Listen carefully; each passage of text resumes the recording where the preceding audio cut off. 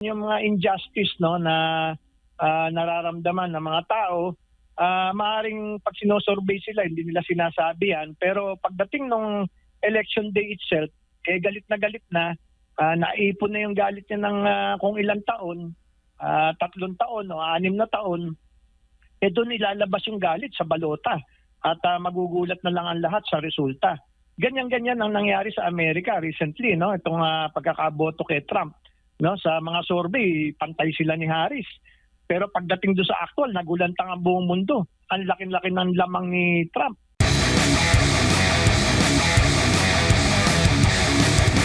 Epektibo pa rin po ba yung negative campaigning sa ngayon? Or may natutunan na yung ating mga kababayan na during election talaga, nagkakaroon po ng siraan. Bigla ngang maraming mga kasong lalagana po dyan. Kahit naman, pag nakita mo naman at kung susubaybayan mo na naman yung kaso, bigla din namang maglalaho kalaunan. Ito lang po ay nagiging talamak bago ang eleksyon or habang during sa campaign dahil ginagamit ito para panira sa mga kalaban po sa politika. Well, nakakalungkot sabihin, no, pero umeepekto pa rin yan, ano? Kasi nakakalungkot sabihin, karamihan ng ating mga kababayan, hindi maganda yung edukasyon na natanggap. Kasi mula noong 1986, may mga pag-aaral na pabagsak na ng pabagsak yung ating education, no? So, nakakalungkot na sabihin na mula 1986, dumami yung mga bobotante, no? Hindi naman nila kasalanan kasi yung education sector natin na papabayaan. Katulad niyan, yung budget sa education na babawasan pa imbis na dagdagan, ano? So we cannot totally discount the possibility na itong mga negative campaigning tatalab pa rin, no? Meron mga gumagawa nga niyan na shortly before the election ambush me, no?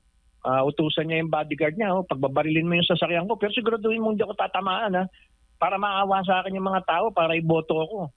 Tumatalab pa rin yan hanggang ngayon, ano? So, hindi natin matotally discount na itong negative campaigning o paninira sa mga kalaban, hindi natatalab, no? Lalo na bumaba yung educational quality natin sa ating bansa magmula noong 1986, no? Nakakalungkot, pero yan yung mga pinapakita ng datos. How about po dito sa mga ganap, no? Halimbawa, sa panahon na ngayon po, ang dami talagang pinapasa na problema ng ating mga kababayan at marami ding napupuna sa kung saan napupunta yung kanilang binibigay na taxes, no? Na hindi malinaw at hindi na ibabalik sa kanila, na kumbaga hindi na-justify sa iba na napupunta. Yung iba pa nga, nagkakaroon nga ng blanco, yung issue po ng blank items. Maaari din ba ito na magkaroon po ng parang rest back mula sa mga botante at mas magiging maagap sila sa pagpili ngayon dahil ito yung mga pangalan, wala namang nagawa at maaring itong i-endorso ng ganitong opisyal, baka same din ang sasapitin ng ating bansa. Dito tayo sa iba, lalo na yung mga may napatunayan, bago pa man sila sumalang sa mundo ng politika. Sa hirap ng buhay ngayon, ano, sa taas ng presyo ng bilihin, at yun nga, hindi nararamdaman. Kahit ako, hindi ko nararamdaman yung tulong ng gobyerno, no? Maliban dun sa mga ambon na ayuda na kung tutusin maliit lang naman, ano, hindi natin totally discount yung possibility na baka mag-rest back, no? Katulad ng nangyari sa Amerika, no? Sabi ng mga survey, pantay lang yan si Trump at si Harris, hindi natin malalaman kung sino mananalo, pero yung pala yung mga sinosurvey nila natatakot lang magsabi na Trump sila. Nagpapanggap silang Harris pag sinusurvey sila, pero Trump pala sila. Pagdating ng eleksyon, nagulat ang lahat. Ang layo-layo ng agwat ni Trump, no? Halos lahat ng state sa Amerika, panalo siya. Hindi lamang sa electoral votes, kundi sa popular votes. Kasi minsan ang taong bayan, pag sinosurvey mo, nahihiya, ayaw sabihin yung tunay na loobin, ano? Magugulat ka na lang pagdating ng eleksyon, hirap na pala yung taong bayan, ang taas-taasan ng presyo ng bilihin. Pag kailangan nila ng abogado, minsan wala silang makuhang abogado galing sa public attorney's office, no? At minsan abogado di pa amin pa ibibigay. Pirma ka nandito, umaamin ka na lang. Hindi ka na ipagtatanggol, makukulong ka kahit wala kang kasalanan. So may mga ganyan, yung mga injustice, no, na nararamdaman ng mga tao. Maaring pag sinosurvey sila, hindi nila sinasabi yan. Pero pagdating nung election day itself, galit na, naipon na yung galit niya ng kung ilang taon, 3 taon o 6 na taon, doon ilalabas yung galit sa balota at magugulat na lang ang lahat sa resulta. Ganyan-ganyan ang nangyari sa Amerika recently, no? Itong pagkakaboto kay Trump, no? Sa mga survey, pantay sila ni Harris. Pero pagdating doon sa actual, nagulantang ang buong mundo. Ang laki-laki ng lamang ni Trump. Kaya mahirap basahin ang survey, hindi yan accurate. Malalaman mo lang yan, yung accurate survey, yung exit polls, o sino ba yung mga binoto mo, yun.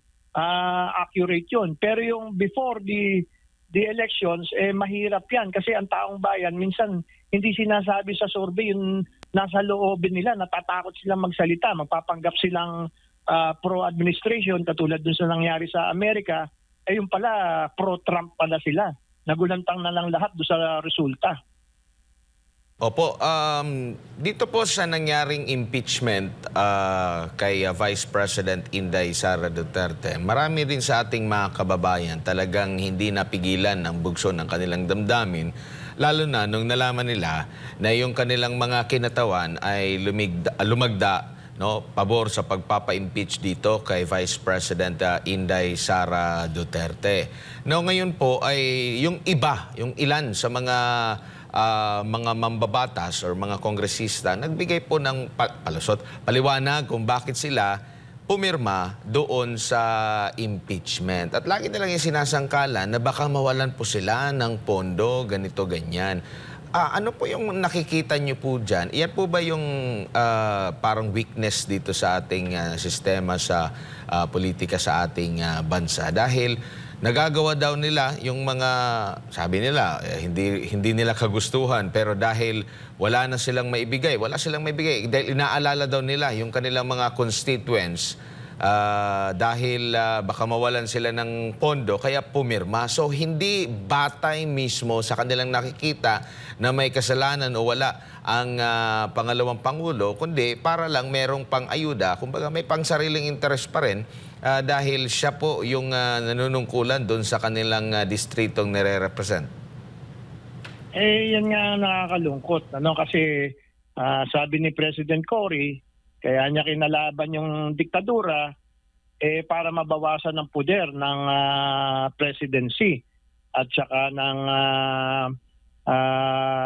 speakership, no? Kasi kalaban niya noon sina Speaker Iñiguez, sina Speaker Makalintal, yung mga speaker nung araw. Sabi ni Cory, pag ako binoto nyo, gagawa tayo ng bagong constitution, babawasan natin yung power ng presidency at ng speakership. Kasi wala pang Senate at that time, Abay, nung naging presidente si Cory, yung ginawa niyang constitution, 1987 constitution, mas powerful pa yung presidente at saka speaker kaysa nung before she became a president. So, anong mangyayari niyan kundi ganyan talaga? Yan yung nakasulat sa constitution. So, yan ang patakaran. The House may have the theoretical power of the purse, but who releases the actual funds, the DBM? And the DBM, saan ba under ang DBM? Di ba sa Office of the President? At saka yung speaker is very powerful under the 1987 Constitution. So, minsan hindi natin masisisi itong mga ibang mga kongresista na dahil dun sa sistemang umiiral, matagal na nga natin sinasabi, dapat palitan na itong constitution na ito, itong 1987 constitution na ito. Binalik lang yung yung old society, binalik lang yung lumang lipunan, naging powerful na naman yung mga oligarchs, no, yung mga Panginoong may lupa, mga negosyante, mga dambuhalang negosyante, mga katulad niyan, nagtaas na naman ng presyo ng kuryente. Mga dambuhalang negosyante na dumidikit sa kung sino man ang presidente, kung sino man ang speaker, kung sino man ang Senate President, no? Dumidikit sila diyan. At nagdo-donate sa mga kandidato para pag nanalo yung mga kandidato magiging kampi sa mga oligarchs, no? So yan yung sistemang bulok na ibalik. Nakakalungkot kasi ako inabot ko yung pre-martial law Congress, nakita ko na kung gaano kabulok, ano. Binalik it's even worse right now na hindi ko sinasabing yung House at saka Senate ang bulok. Ang sinasabi ko yung sistema, no? Yung sistema kailangan baguhin, no? Kaya ako I am not totally against charter change. Ang ayaw ko lang yung 100% foreign ownership of everything na ibibigay na natin sa dayuhan lahat. Pero Opo. yung political reforms palagay ko kailangan yan kasi katulad nga ng sinabi mo, nagiging sunod-sunuran no? Nawawalan ng independent choice. Opo. Napapanahon na rin po ba, Prof, na magkaroon tayo ng two-party system? Kasi ang napapansin natin kung sino yung mananalo, halimbawa sa 2028, inaasahan na natin maraming mga political butterflies dyan, kung sino yung mananalo na presidente, kung anong partido, doon magsisilipatan, kung ano yung mga kalyansang partido, doon po magsisilipatan. Paano kaya tayo magkakaroon ng matinong political system na maiwasan yung mga tinatawag na mga balimbing at mga traidor? Dahil isa din ito po sa nakikita ng ating mga kababayan na dahilan kung bakit hindi umusad-usad po ang bansang Pilipinas. Walang continuity.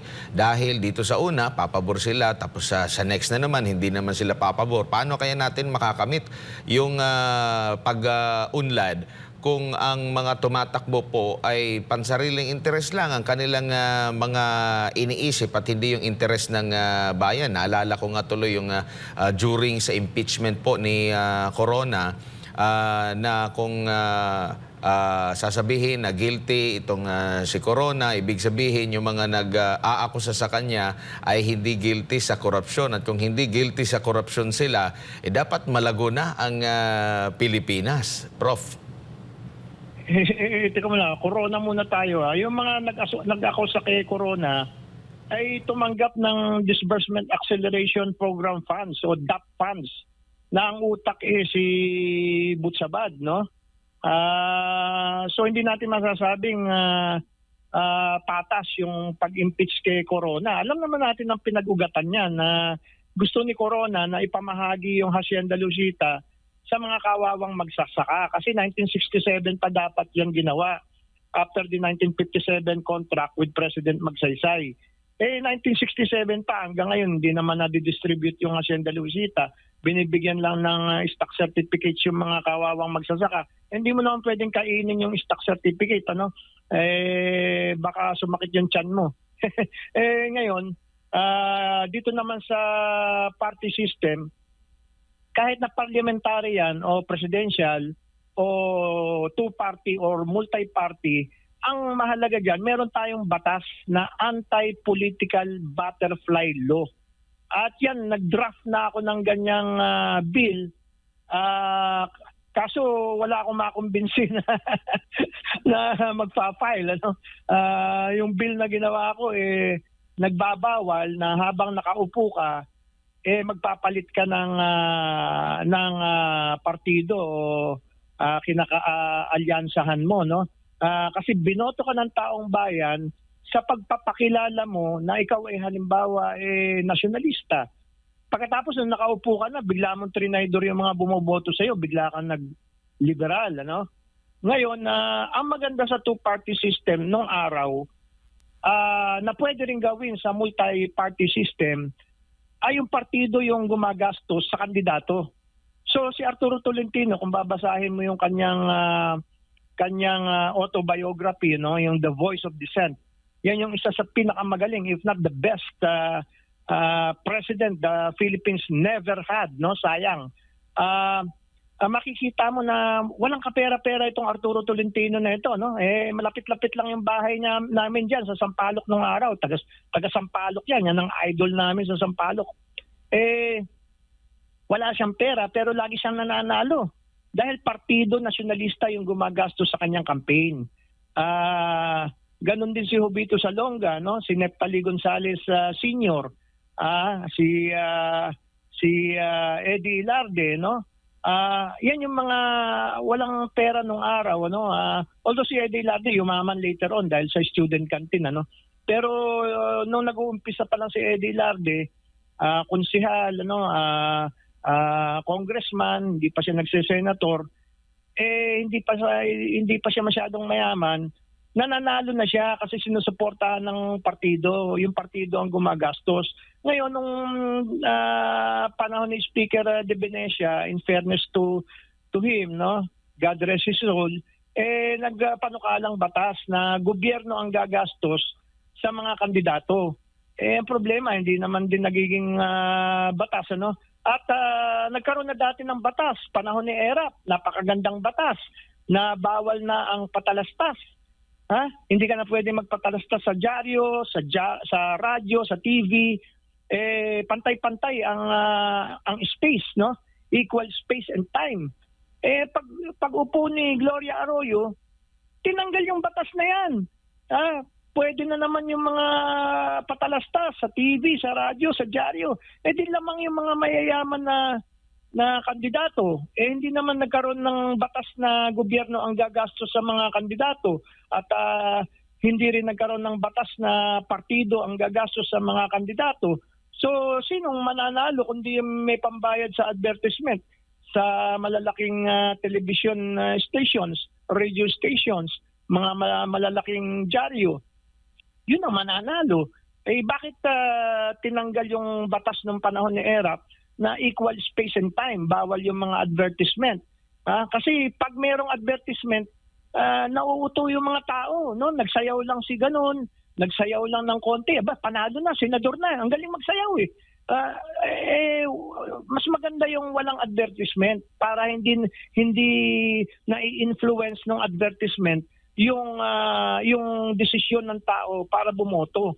Pag equal space and time, magdedebate kayo, makikita sino ba talaga nagmamahal sa taong bayan. Yun ang iboto natin. Pero kung advertisement, magsasayaw-sayaw lang ng konti, senador na, hindi po tama yan. Ano? Kung sino lang yung may pambayad, alam naman ninyo, napakamahal ng advertisement sa TV, no? Lalo na prime time, no? Sa radyo, ganun din. At sa dyaryo, yung mga mas malapit sa page 1, siyempre, mas mahal yan.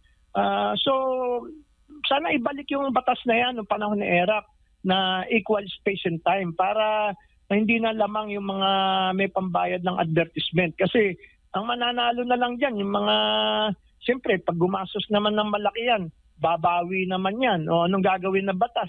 Yan, Public Service or Public Utilities Act na binibenta sa dayuhan yung ating mga kayamanan. Walang kwenta yung mga ganyang leader, no? Maaaring matalino sila, pero yung talino nila, ginagamit nila para sa mga dayuhan, hindi para sa mga Pilipino.